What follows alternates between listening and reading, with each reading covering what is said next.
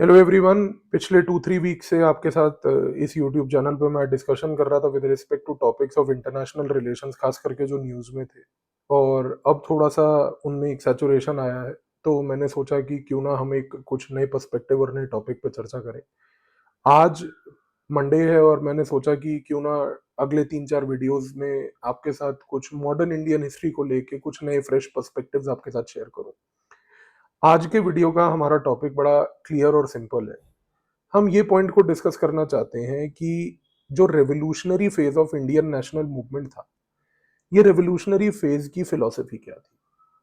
अगर इसके ऊपर यूपीएससी मेंस में क्वेश्चन आएगा तो वो क्वेश्चन क्या आएगा।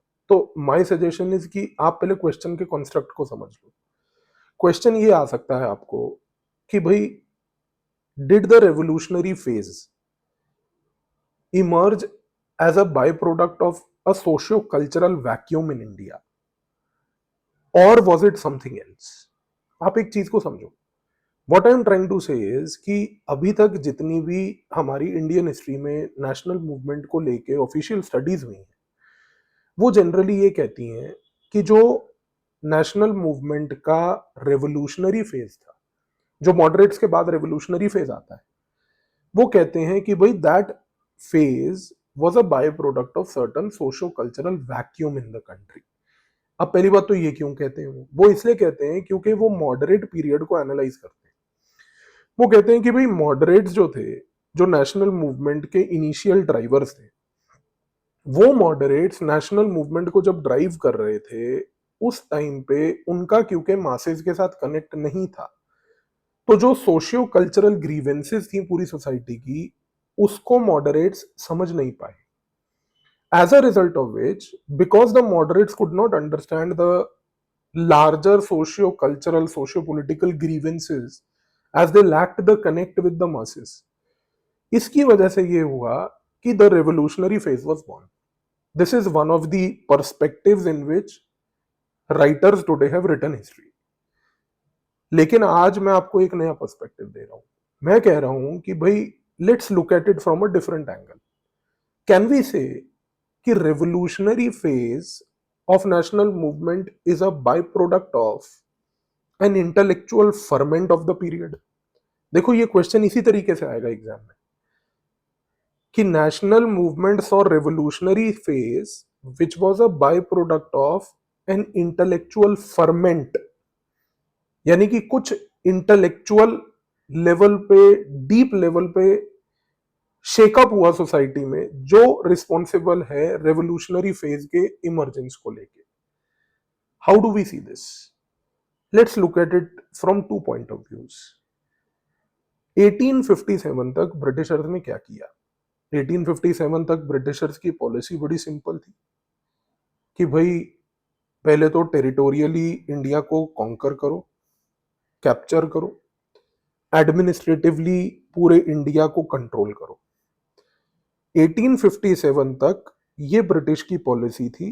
Control, capture, establish administrative frameworks to assert control over India. ये उन्होंने 1857 तक सक्सेसफुली किया। इस पर्टिकुलर कंट्रोल कैप्चर वाला जो पॉइंट है, इसका कॉन्सिक्वेंस जो हम देखते हैं वो देखते हैं आफ्टर 1857। आफ्टर 1857 क्या होता है? सबसे पहले 1857 के बाद ब्रिटिशर्स के इस पॉलिसी का इंडियंस की तरफ से एक रिएक्शन आता है। वो रिएक्शन क्या है? पहला रिएक्शन होता है एक रिलीजियस रिवाइवलिज्म पे। रिलीजियस रिवाइवलिज्म क्यों होता है?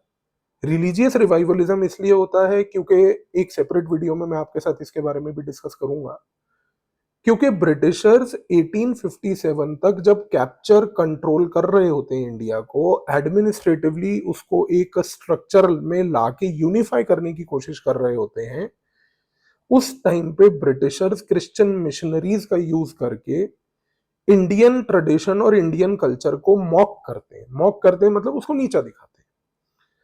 तो 1857 के बाद एक रिएक्शन ये आता है कि there is a view of religious revivalism. ये एक पर्सपेक्टिव है। दूसरा, 1857 के बाद हम एक चीज ये भी देखते हैं कि बहुत ही बड़े लेवल पर एक अटेम्प्ट किया जाता है इंडिया के अंदर सोशल रिफॉर्म्स लाने का। इन सोशल रिफॉर्म्स के पीछे का जो थॉट प्रोसेस होता है वो ये होता है कि भाई ब्रिटिशर्स ने हमें हमारे कल्चर ट्रेडिशन को इतना नीचा दिखाया है, they have mocked us so much कि we should start emulating the western practices. हमें जो है वेस्टर्नाइजेशन की तरफ जाना चाहिए। सोशल रिफॉर्म का एजेंडा जो है उसमें वेस्टर्नाइजेशन की थॉट्स को इन्फ्यूज करने का एक स्ट्रैंड आया। ये सेकंड पर्सपेक्टिव था पोस्ट 1857। लेकिन क्वेश्चन अब ये उठता है कि रेवोल्यूशनरी फेज यहां पर कैसे बैठता है फिर। जब मैंने आपको ये point starting of the video में बोला कि भाई revolutionary phase of our national movement is not a byproduct of any kind of socio-cultural vacuum, but it is a byproduct of an intellectual ferment। इसका क्या मीनिंग है? इसका meaning ये है कि अगर आप 1857 से लेके जो रेवोल्यूशनरी फेज का राइज होने तक का पीरियड है, ब्रॉडली अगर मैं बोलूं, ब्रीफली अगर मैं बोलूं तो मैं कहूंगा कि भाई 1857 1860 से लेके 1905 1907 तक का पीरियड, 50 ईयर का पीरियड जो है, हम देखते हैं कि इस 45-50 ईयर के पीरियड में इंडियन सोसाइटी में apart from religious revivalism, apart from जो मैंने आपको बताया कि भाई western infusion in our culture to prevent it from any kind of attempt of western disturbance आप कह लीजिए, जो क्रिश्चियन मिशनरीज कर रही थी हमारे ट्रेडिशन और कल्चर को नीचा दिखाने के। यहां पर इस पूरे पीरियड में एक इंटेलेक्चुअल क्राइसिस जो है वो भी फर्मेंट होता हुआ सीमेंट होता है। कैसे? सबसे पहले एक इवेंट होता है जो इंडिया के लोगों को बहुत इंस्पायर करता है, और वो इवेंट होता है आयरलैंड के अंदर आयरिश रेवोल्यूशन वाला। ये इंडियंस को बहुत इंस्पायर करता है। दूसरा इवेंट जो इंस्पायर करता है इंडिया में इंडियन लोगों को, वो आता है टुवर्ड्स 1904 1905, और वो आता है तब जब एक छोटी सी एशियन कंट्री लाइक जापान एक बड़े रशियन पावर रशिया को डिफीट करती है। तो जापानीज डिफीट ऑफ रशिया, ये दूसरा इंस्पिरेशन पॉइंट आता है। और इसी पीरियड में तीसरा आता है यूनिफिकेशन ऑफ इटली। जो इटालियन यूनिफिकेशन होता है ना, उसका इंपैक्ट इंडिया में एक सेगमेंट ऑफ द पॉपुलेशन के ऊपर बहुत अग्रेसिव आता है। मैंने आपको 3 इवेंट्स बताए जिनके टाइमलाइन सारे अलग अलग हैं। पहला मैंने आपको इवेंट बताया कि Japanese defeating the Russians. Let's analyse this point first. अभी तक उस टाइम पे 1904-05 तक एक ये जनरल परसेप्शन था सोसाइटी में और पूरे कंट्री में और पूरे वर्ल्ड में रादर, कि एशियन कंट्रीज छोटी छोटी कंट्रीज हैं, वीक हैं, इनके बस का कुछ नहीं है, ये यूरोपियंस इनको सब्जुगेट करने के लिए ही बने हैं। लेकिन जब से जापान में रेस्टोरेशन ऑफ मेजी रूल हुआ, और जब से जापान में मेजी रेस्टोरेशन के बाद से जापान के अंदर इंडस्ट्रियलाइजेशन हुआ, उसका कॉन्सिक्वेंस ये निकला कि जापानीज लोगों में इतना अग्रेसिव नेशनलिज्म आया कि वो नेशनलिज्म का मैनिफेस्टेशन ये देखने को मिला हमें कि उन लोगों ने मिलकर एक बड़े पावर लाइक रशिया को डिफीट किया militarily. So Japanese defeating the Russians was a very big event. अच्छा, ये तो हुआ ही हुआ। You know what happened as a consequence of this? As a consequence what happened was कि जब जापान ने रशिया को डिफीट किया, उसके बाद सडनली बहुत सारे जापानीज थिंकर्स जो हैं वो एशियन कंट्रीज में ट्रैवल करने लग गए। जापानीज थिंकर्स इंडिया भी आए, और जब जापानीज थिंकर्स इंडिया आए, उन्होंने आकर इंडिया के लोगों को एक पॉइंट बड़ा इंपॉर्टेंट बोला, एशिया इज वन। उन्होंने पॉइंट दिया पैन एशियनिज्म का। जब उन्होंने बोला Asia is one, pan Asianism, ये पॉइंट जो जापानीज थिंकर्स ने रशिया को डिफीट करने के बाद इंडिया आके इंडिया की पॉपुलेशन के अंदर ये पॉइंट को इग्नाइट किया, इस पर्टिकुलर पॉइंट से इंडिया में एक ऐसा सेगमेंट ऑफ पॉपुलेशन था जिसने इस पॉइंट से बहुत इंस्पिरेशन। अब क्वेश्चन ये उठता है कि what was this segment of population, who were these people in India who got inspired by this Japanese idea of pan Asianism. थोड़ा सा वापस जाते हैं फिर से 1857। इस रिवोल्ट के बाद ब्रिटिशर्स ने इंडिया में बॉम्बे, कैलकाटा और मद्रास में 3 यूनिवर्सिटीज एस्टैब्लिश करी थी। ब्रिटिशर्स का ऑब्जेक्टिव था 1857 के बाद कि ये 3 बड़ी यूनिवर्सिटीज जो हम एस्टैब्लिश कर रहे हैं ना, इन यूनिवर्सिटीज से एक पॉइंट ये फायदा मिलेगा कि हम लोग इन यूनिवर्सिटीज में इंडियन मासेस और खास करके स्टूडेंट्स को वेस्टर्न एजुकेटेड आइडियाज में ग्रूम कर लेंगे। फिर ये लोग ग्रूम होने के बाद वेस्टर्न आइडियल्स को जब अडॉप्ट करेंगे तो इनका आउटलुक वेस्टर्नाइज्ड होगा, तो ये कोई प्रकार की नेशनल मूवमेंट में पार्ट ही नहीं लेंगे। इनके अंदर वो स्पिरिट ऑफ रिवोल्ट वाला और रिबेलियन वाला स्पिरिट ही हम खत्म कर देंगे। ब्रिटिशर्स ने जब यूनिवर्सिटीज इंडिया में 1857 के बाद ये 3 जगह पर बनाई, Bombay, Calcutta and Chennai, Madras eight that time, ये यूनिवर्सिटीज का क्रिएशन ब्रिटिशर्स के ऊपर उल्टा पड़ गया। कैसे उल्टा पड़ गया? क्योंकि इन यूनिवर्सिटीज में जब बच्चे आने शुरू हुए, जब एनरोलमेंट्स बढ़े, मासेज आए और यंगस्टर्स आए, इन यंगस्टर्स ने उस टाइम पे इस एजुकेशन को एक्सेस करने के टाइम पे इन लोगों ने एक चीज को ये देखा कि भाई अमेरिकन जो हैं, ब्रिटिशर्स जो हैं, ये तो independence, freedom, enlightenment, renaissance, reformation, इन सारे थॉट्स से इंस्पायर्ड है। उन्होंने कहा कि भाई जब इतनी अवेकनिंग यूरोप में हुई हुई है तो यहां पर इतना डार्क एज क्यों बना रखा है? The university Gamble actually turned against the British. क्यों? क्योंकि जितने भी वेस्टर्न एजुकेटेड आइडियल्स थे जो ये लोग ग्रूम करना चाहते थे इंडियन लोगों में, इंडियन लोगों ने उन्हीं वेस्टर्न आइडियल्स को अपना इंस्पिरेशन बना लिया। उसकी वजह से जो इंडिया में यूथ था, इस यूथ के पास एक इंटेलेक्चुअल लेवल पर अंडरस्टैंडिंग डेवलप हो गई कि भाई हमें अवेकनिंग, फ्रीडम चाहिए। Now contrast this with the moderates. Moderates masses के साथ कनेक्ट नहीं रख पा रहे थे। मॉडरेट्स को यह बात पता थी कि हमें मासेस के साथ कोई कनेक्ट रखने की जरूरत नहीं है, जो करना है उनको करें, हम एजुकेटेड लोग हैं, अपना सिगार पिएंगे, शाम जो है ब्लू लेवल पिएंगे, बढ़िया अपना काम चलेगा, मासेस जो मर्जी करें। लेकिन आप देखो कि मासेस के अंदर एक इंटेलेक्चुअल फर्मेंट हो रहा है, आइडियल्स परकोलेट कर रहे हैं। Now connect this point with the point of Japan, जो मैंने आपको अभी बताया कि जब जापान ने रशिया को डिफीट किया, डिफीट करने के बाद जापानीज थिंकर्स इंडिया आए, इंडिया आकर उन्होंने पैन एशियनिज्म की बात करी कि Asia is one, we all must fight, we can fight, we can defeat Europeans. अब आप सोचो,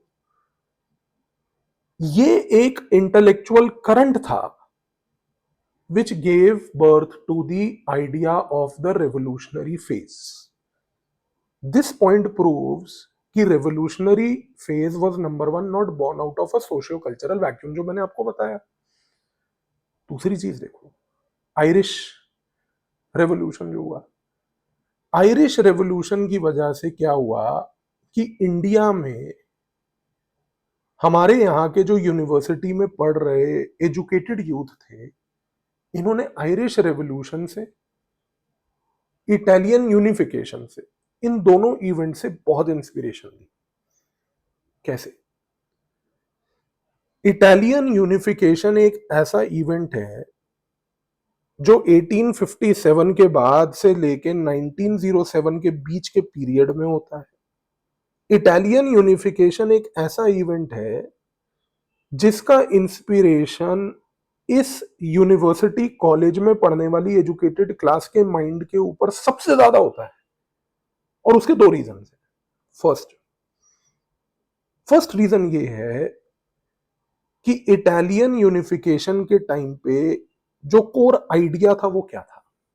कोर आइडिया ये था इटालियन यूनिफिकेशन का कि ब्रिटिशर्स के खिलाफ गुरिल्ला वॉरफेयर टैक्टिक्स का यूज करो।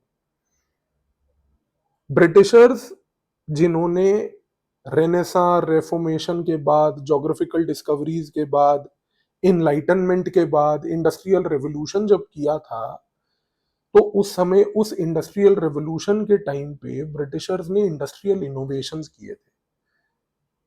इन इंडस्ट्रियल इनोवेशंस की वजह से ब्रिटिशर्स ये सोचने लगे थे कि भाई we are industrially one of the most advanced powers. लेकिन एक बेसिक चीज जो कि ह्यूमन वॉरफेयर का सबसे लोकल एलिमेंटल फैक्टर है, and that factor is called guerrilla warfare tactic.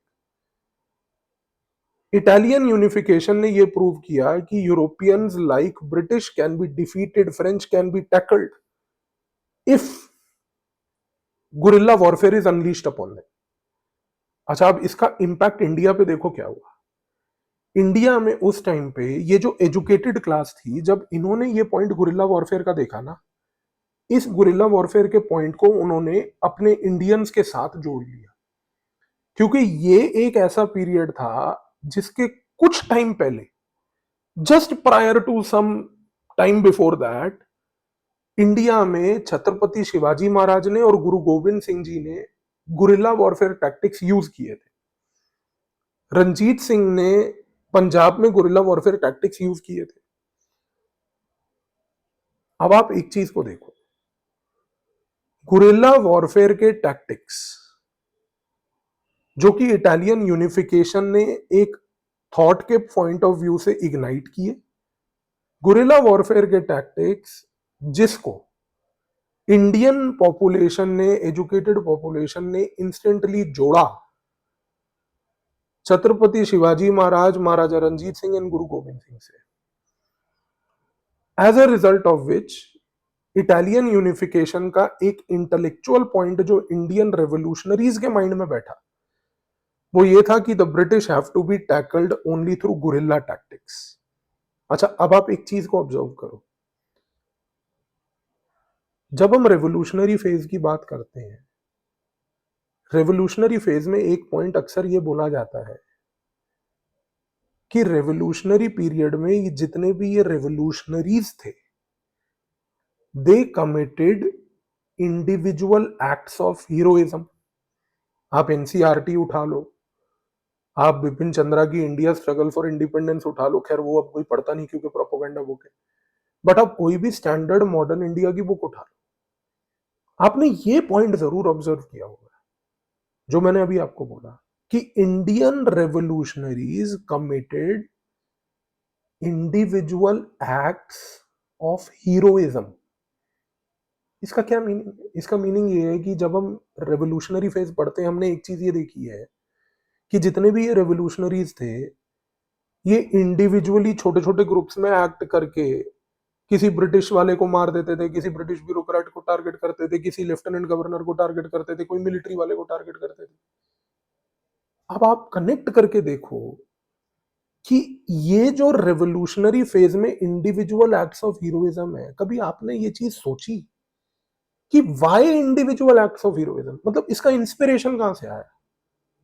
अब आपको पता होना चाहिए, इसका इंस्पिरेशन आया इटालियन यूनिफिकेशन से। इसका इंस्पिरेशन आया इटालियन यूनिफिकेशन के उस पॉइंट से कि tackle these Europeans through guerrilla war, and these individual acts of heroism जो थे, they were nothing other than guerrilla war tactics at a very micro level in the society. दूसरी चीज बड़ी important है। इटालियन यूनिफिकेशन ने एक message ये भी दिया कि टारगेट द ब्रिटिश और target any European power specifically at a time whenever they are having a conflict with another European power। ये पॉइंट बड़ा इंपॉर्टेंट है, इसको समझ लो।